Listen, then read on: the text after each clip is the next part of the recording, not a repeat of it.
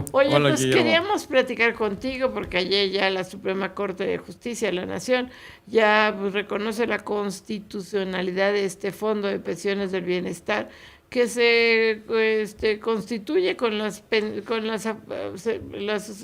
pensiones, bueno, los recursos de las AFORES de personas de más de 70 años en el caso del IMSS y 75 en el caso del ISSSTE, que no están, los titulares las tienen inactivas, ¿verdad?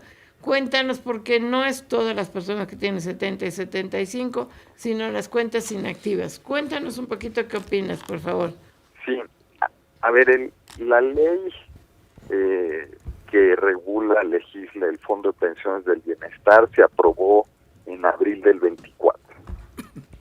En su momento hubo mucha discusión al respecto de esta ley, porque el planteamiento original era que todas las cuentas de personas de 70 y mayores se irían al Fondo de Pensiones del Bienestar.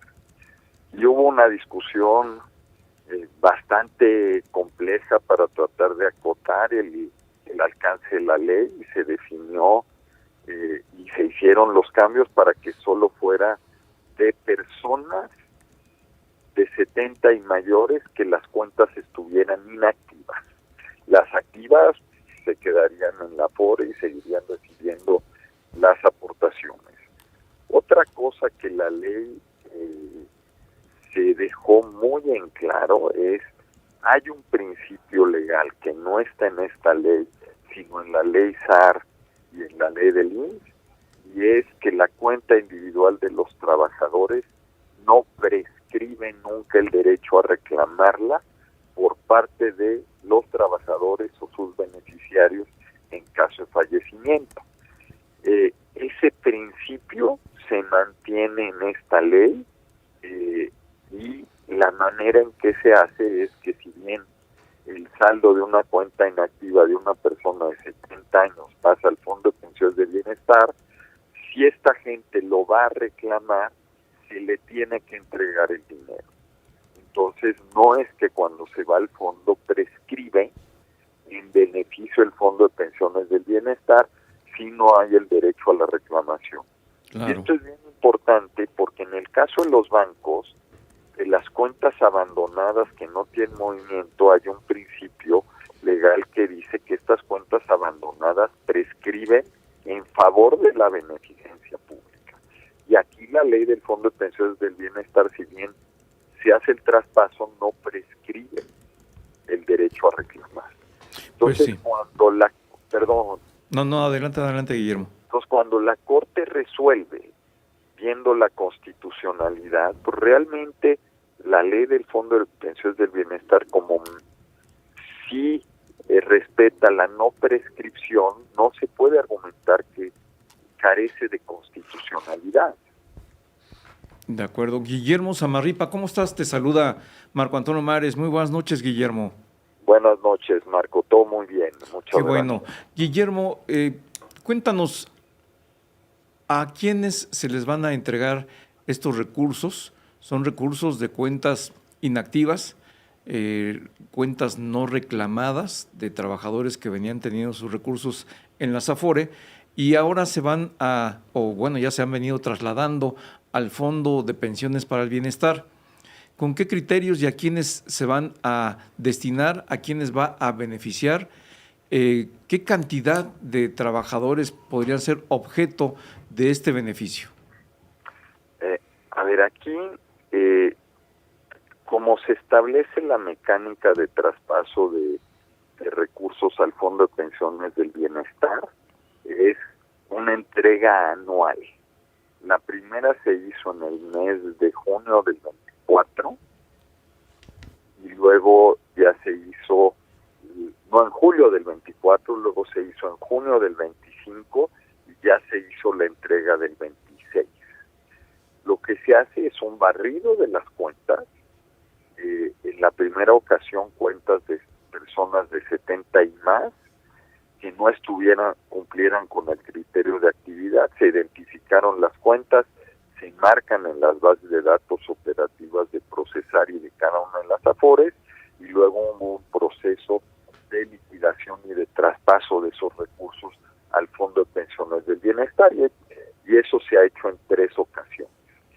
El dinero del Fondo de Pensiones del Bienestar, el destino es para pagar los complementos de pensión de acuerdo con la normativa del propio fondo, que es gente que está en la ley 97, que no alcanzó una tasa de reemplazo el 100% hasta un cierto tope de ingreso. El Fondo de Pensiones del Bienestar le daría un complemento de pensión para llegar a ese nivel, bajo el argumento de que esas eran el nivel que se lograba con la ley anterior, y entonces para hacerlo equiparable, ¿no? Entonces, ¿quiénes son los beneficiarios en su momento del recurso? Gente que se pensione a los 65 años, de cierto nivel de ingreso para abajo, y que no tenga tasas de reemplazo del 100%. Claro, estamos platicando con Guillermo Zamarripa, presidente de la Amafore. Te saluda José Yuste. Guillermo, ¿cómo estás? Buenas noches. Igualmente, gusto en saludarte, Pepe. Gusto saludarte a ti, desde luego, Guillermo. Oye, fíjate que viendo las fuentes de financiamiento que tiene Fondo de Pensiones para el Bienestar, desde luego es una medida, como tú bien lo indicas, loable. Qué bueno que se complemente la pensión para quien gana menos del promedio del IMSS, que puedan pensionarse al 100% de su último salario. Todo esto está bien, pero el problema es cuando vemos las fuentes de financiamiento, como que esto, como que se tendría que revisar, ¿no, Guillermo? A ver, yo estoy al tanto de la fuente de financiamiento que ha correspondido a la parte de transferencia de la cuenta SAR, también el Infonavit de la subcuenta de vivienda ha pasado a recursos al Fondo de Pensiones del Bienestar. La ley es cierto que contempla otros recursos, pero la verdad no tengo yo un dato claro de cuánto ha provenido de esas fuentes. Oye, Yo la impresión que tengo es que debe ser un monto mínimo, que el Fondo de Pensiones del Bienestar se ha financiado básicamente de recursos de cuentas individuales, tanto en la parte Afore como Infonavit. se habla de montos de 20,000 millones de pesos anuales. Esto sería la cantidad de las cuentas inactivas que cada año, o sea, la gente que tenía 68 cumple 69, cumple 70 y está inactiva, se irán acumulando. ¿Sigue habiendo tanto dinero en cuentas inactivas? A ver, lo que vimos es que el primer barrido de cuentas de Fondo de Pensiones del Bienestar fue por mayor monto que el que se vio en 25 y 26. ¿Nos puedes dar las cifras? La verdad no me acuerdo bien. Ok. Pero se las mando. Sí, por favor. Claro. Porque el dato lo tenemos, pero sí el 24 el barrido fue mucho mayor porque tenía las de 70, 71 y así hasta cuentas de gente que tenía 80, 85 años, ¿no? Claro. Y aquí solo van las que en el año cumplen 70 y entran al supuesto. Entonces, pero les mando el dato mañana. Claro, Guillermo, solo para ver si me queda claro el tema, hasta donde entiendo, las Afore mantienen todavía estos recursos y solamente de manera anual están haciendo la transferencia al Fondo de Pensiones del Bienestar.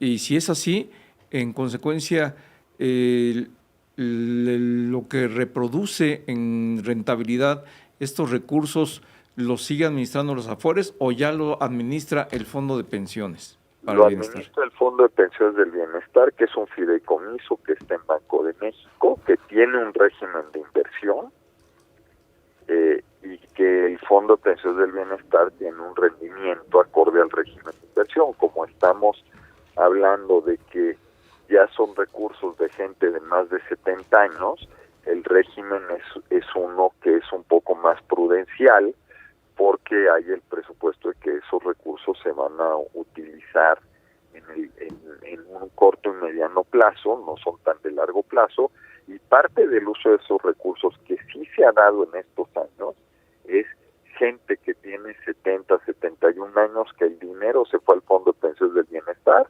y que llegó y dijo, oigan, ¿dónde está mi dinero? Y hay un proceso para regresarle, y a muchas gentes se les ha reintegrado el dinero de su cuenta. Entonces, por eso el régimen de inversión es un régimen más conservador, de no tan largo plazo de inversión como las IEFORES de la gente joven. Claro, hoy nos queda solamente un minuto, Guillermo. Si nos recuerdas hoy en día, ya con todas las reformas que se han hecho, ¿cuál es la tasa de reemplazo con la cual se está pensionando hoy las personas que salen ya de las primeras generaciones de la Afore? A ver, con los datos, ya considerando la reforma del 2020, los que se han pensionado con la ley 97, la tasa de reemplazo promedio está en 73-74%.